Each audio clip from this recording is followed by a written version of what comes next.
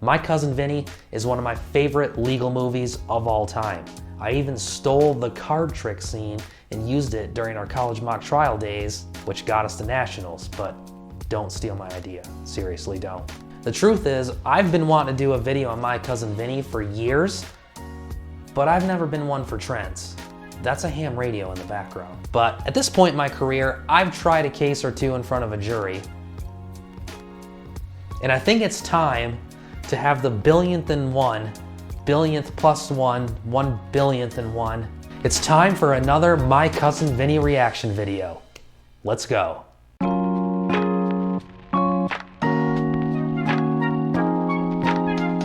Welcome to Law Venture, a channel devoted to lawyers and future lawyers. My name is Eric Scramlin. I'm a former prosecutor and owner of Tactical Legal Solutions, LLC.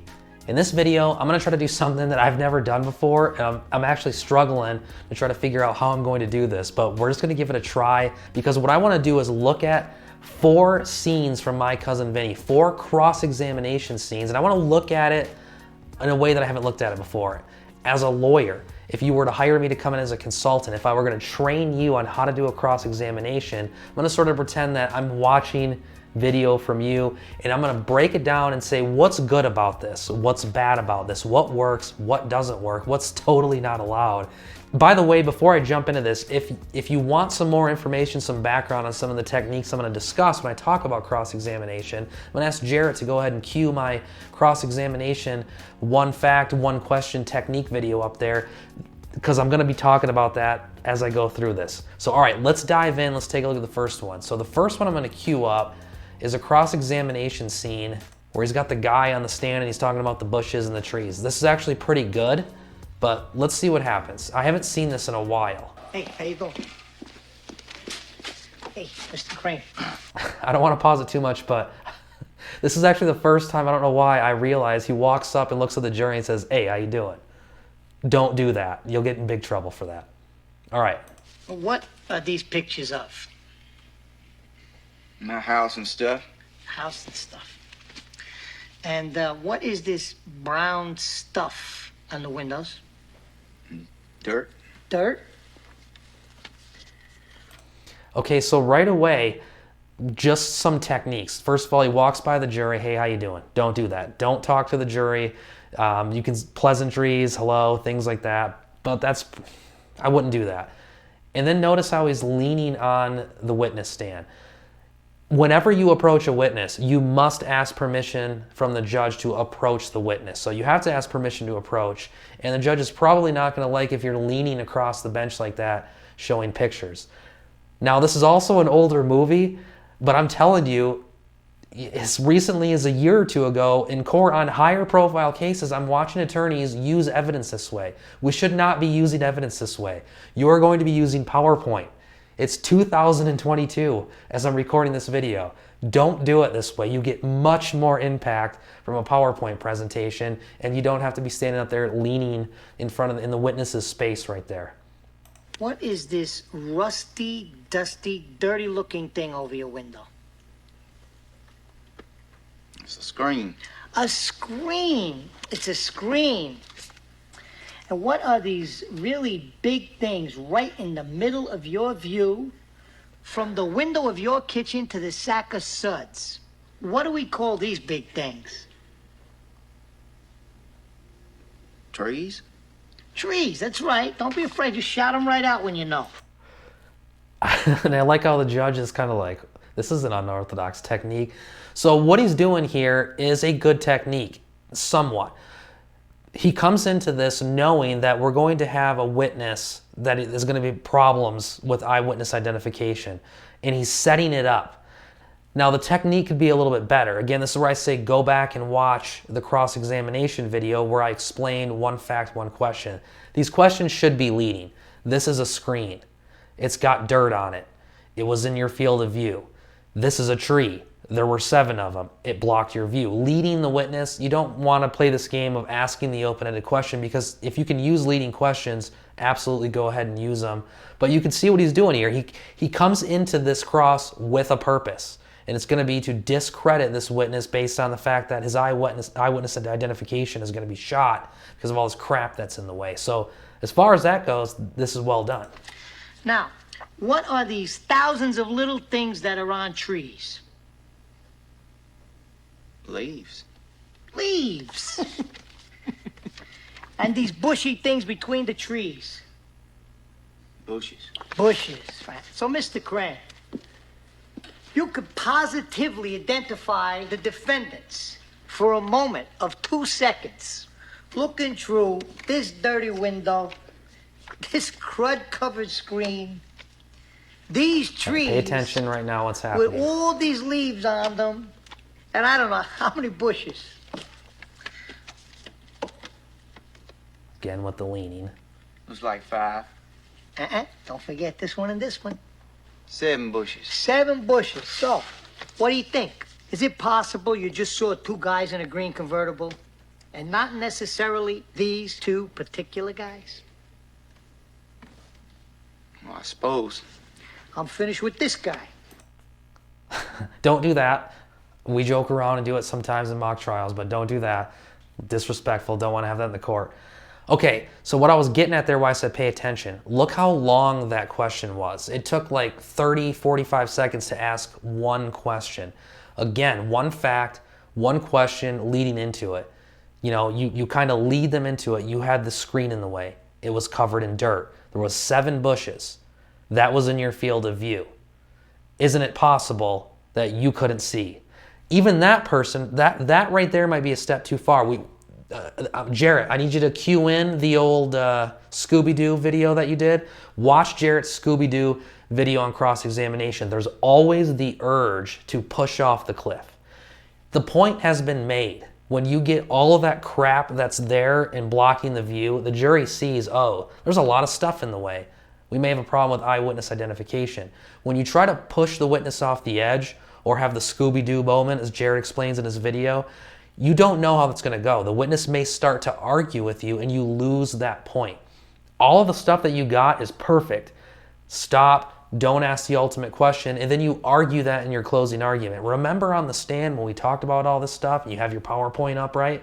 And you're showing all this crap? Isn't it possible, folks, that you couldn't see through this? Look at all the crap that's in the way. So the point here is awesome. It's coming up there with a purpose on cross-examination to get something accomplished. And he accomplishes that. Now, the methods were a little sloppy. Ask leading questions, keep them short, and then try not to ask that last, ultimate, over-the-edge question. Instead, save that for your closing argument. So altogether, not bad. Okay, so this one that I'm going to do here is a cross of the expert witness. It's fairly brief, but there's a point here that can be made. Did you find anything? Very, very little. Something? Enough? All right, so right away you could see he's kind of coming into this like very, very little. I don't know what I'm going to ask. That's okay.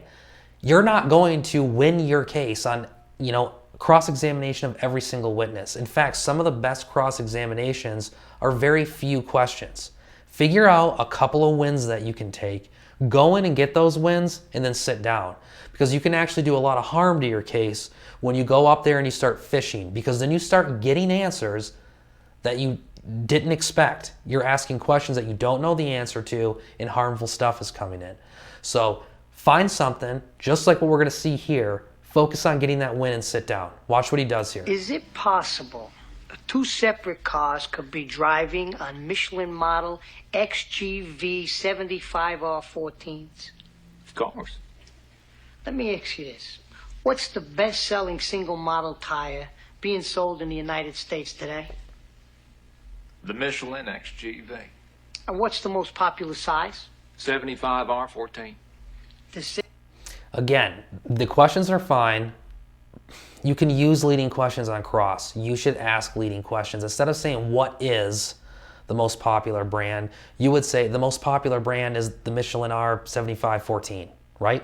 And he would agree with it. It's a better way of doing it. You don't know what the answer is going to be. You can go off the rails. Ask leading questions. Same size as on the defendant's car.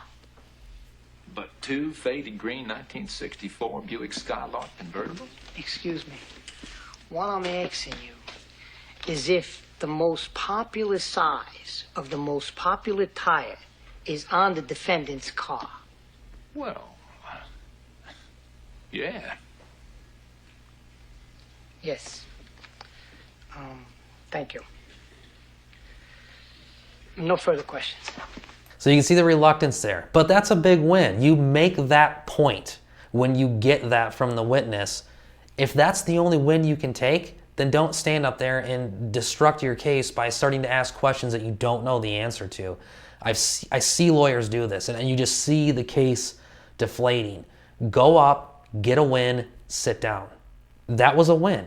Now, remember, ask leading questions, get to the point, ask up to the edge, don't push off the edge. We'll make those arguments in closing argument. That's a win. I actually like that. That's a good cross-examination. All right, let's go to the next one. Mrs. Riley, when you saw the defendants, were you wearing your glasses? Yes, I was. Over here, dear. Would you mind putting your glasses on for us, please? So I've been asked that a few times, and I've had that come up in trials, like, can you tell the witness to say something or put on glasses or take off glasses? And the answer is that's probably something you'd want to go to the judge. Your Honor, may I ask that the witness put on their glasses? Yeah, we can do things to a certain extent there. That's totally allowed. It's common practice sometimes.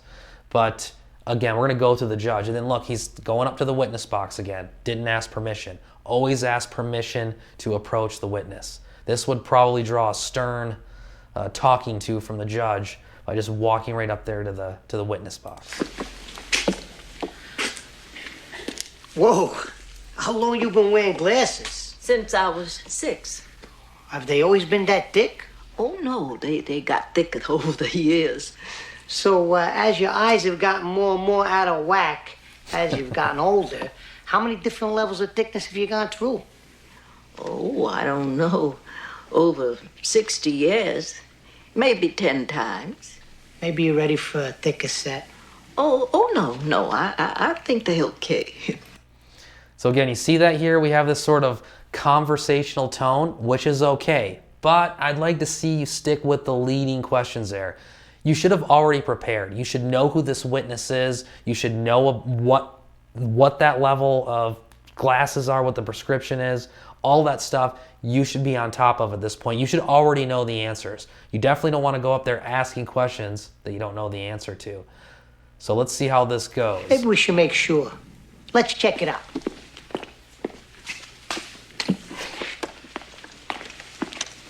Now, how far were the defendants from you when you saw them entering the sack of suds?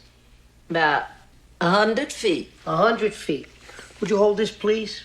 Thank If you. you're a defense attorney, you should never call your clients the defendants. Sorry, excuse me. Sorry. Okay, this is 50 feet. That's half the distance. How many fingers am I holding up? Let the record show that counsel is holding up 2 fingers. Your Honor, please, huh? Oh. Sorry. Now, Mrs. Riley, and only Mrs. Riley. How many fingers am I holding up now?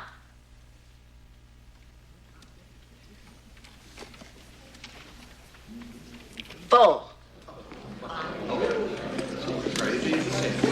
Rigo's crazy. Okay, so you see the point that he's trying to make there. Again, we're attacking eyewitness identification. Man, I tell you what though, if there's one thing that you don't want to do in court, it's something like this. Unless you have vetted this thing like crazy. You never know. If you go back there and she gets it right, then that destroys your whole case. Look at the OJ case when they made him put the glove on in front of the jury and it didn't fit.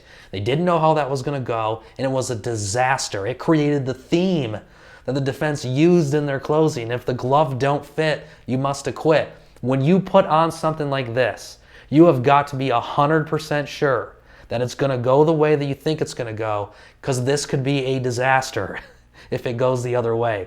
So I never do anything like this. I never do anything close to this. If I'm going to do a demonstration in court, I'm going to have control of that. It's going to be probably on direct exam with my witness, but I would never do something like this on cross-examination, because a golden rule is you should never, I've said this many times here, but you should never ask a question that you don't know the answer to, and you don't know how that's going to go. So the point is made, and it's a brilliant moment in the movie, but this is not something that I would expect an attorney to do, especially after what we saw happen in the OJ case. All right, in our final video, I want to take a look at the Mr. Tipton cross. This is probably my favorite one. There's some things that I really like about it, a couple of things I don't like, but I actually use this clip when I train police officers, when I go through what is an impeachment, how does impeachment work, what can you expect. This is a pretty good impeachment. I'll go through the techniques, tell you what I like and don't like about it. Let's fire it up. Is it possible the two defendants entered the store, picked 22 specific items off of the shelves, had the clerk take money, make change, then leave? Then two different men drive up in a similar... Don't shake your head, I'm not done yet. Wait till you hear the whole thing so you can understand this now. Two different men drive up in a similar looking car, go in, shoot the clerk, rob him, and then leave? No, they didn't have enough time. Okay, so you probably already know what I'm going to say. What is the problem with the question here? It's, what is it, 30 seconds it took to ask that one question? Isn't it possible that this happened? In fact, that would probably draw an objection under the rules of evidence. You would have a vague or for sure a compound question, because there's like 17 questions in one there. So number one, avoid that. What's a better way to lead into that? Well, again, we're going to go back to those one fact, one question, short bite-sized pieces, and we're going to lead the witness up to it. And then we're going to ask, isn't it possible that X? Wouldn't you agree with me that this? And it would make more sense than this big, long question. I actually see attorneys make this mistake all the time, especially on cross. Usually when they're unprepared, they'll ask these super long, vague, and compound question things that you're not even really sure what they're trying to ask. It's like 7 questions in one. Avoid that. Keep them short, keep them sweet. Know what you're going to. Like, I know this is the trap I'm walking them into, but what I want to do is ask these little bite-sized questions to get them there. One fact, one question. But you'll see how he recovers here, and he recovers nicely. Well, how much time was they in the store? 5 minutes? 5 minutes? Are you sure? Did you look at your watch? No. Oh, I'm sorry. You testified earlier that the boys went into the store and you had just begun to make breakfast. You were just ready to eat and you heard a gunshot. That's right, I'm sorry. So obviously it takes you 5 minutes to make breakfast. That's right. Right, so you knew that. Do you remember what... Okay, so even though he comes in there asking questions that it seems like he doesn't know the answer to, he does know the answer. He knows that the prior testimony was, it takes 5 minutes to cook breakfast, and he saw this during breakfast. So he knows he's got this 5-minute window to work with. So he's going to use that now to attack the credibility of the witness. One of the biggest things you do on cross-examination is you make the witness look not credible in front of the jury, because we wanted the jury to look at our witnesses as the credible witnesses, buy into our story, and then we're going to attack the credibility. This witness made a mistake. This witness lied. That's what we're doing with impeachment, is we're attacking, and I don't say credibility like it's a bad person, but maybe this is a person that was mistaken, and we're going to point that out, because it will go towards credibility when the witness is back there, or when the jury's back there deliberating. So let's see how this goes from here. Eggs and grits. Eggs and grits. I like grits too. How do you cook your grits? You like them regular, creamy, or al dente? Just regular, I guess. Regular. Instant grits? No self-respecting Southerner uses instant grits. I take pride in my grits. So, Mr. Tipton, how could it take you 5 minutes to cook your grits when it takes the entire grit-eating world 20 minutes?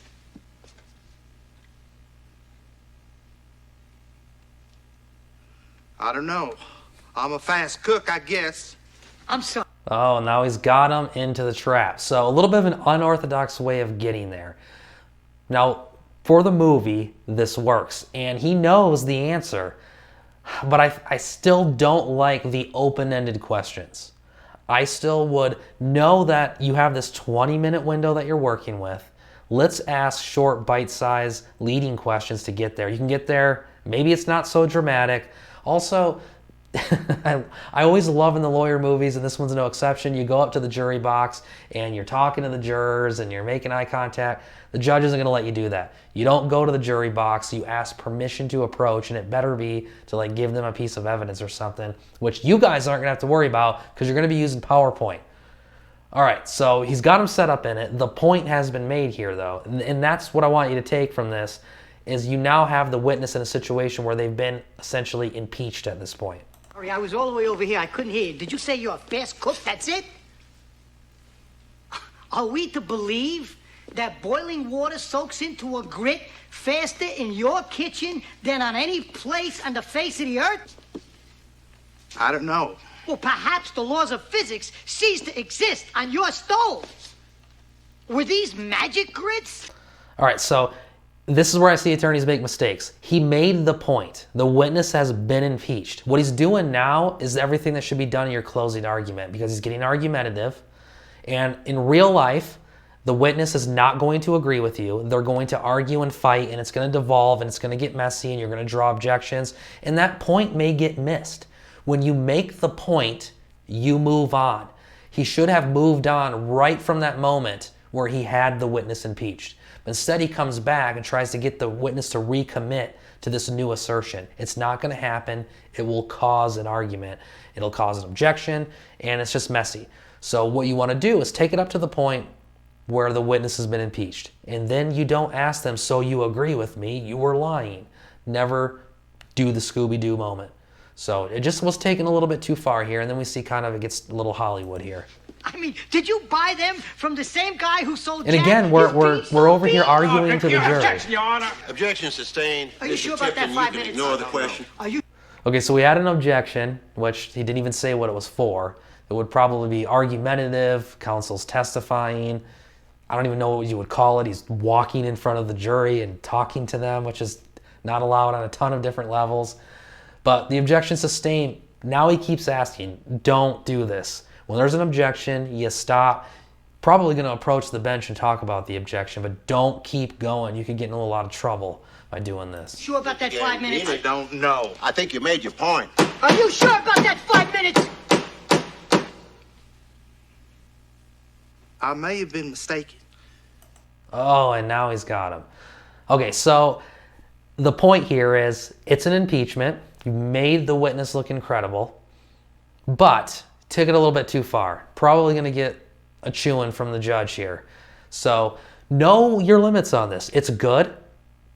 I like the point. It's a little bit Hollywoodized here. You got to know when to stop. So in this particular case, I think this would have been perfect to stop at that point where he was over there improperly touching the jury railing. And then you make this argument in closing. You make this solid argument in closing argument. You don't do it in this situation. But the point is really good. That's how you impeach a witness. Your Honor, prosecution rests. That is my Cousin Vinny reaction video. I hope you guys enjoyed it.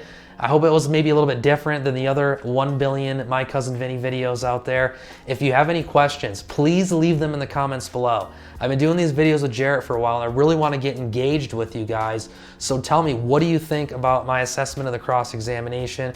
What are some questions that you have? Maybe there was some scenes I didn't cover, and you have some questions about that, or you want me to do a video on another legal movie. Leave that all in the questions below. I promise I'm going to get engaged, and I'm going to talk to you guys about it. I hope you guys enjoyed that. Also, don't forget to hit the subscribe button. Jarrett and I are planning on just cranking out a lot more of these videos. We want to really bring you guys into the law venture community, and keep giving you this value, and just keep knocking these things out. So I hope you guys enjoyed that. Leave the questions below. Hit subscribe. I'll see you on the next video.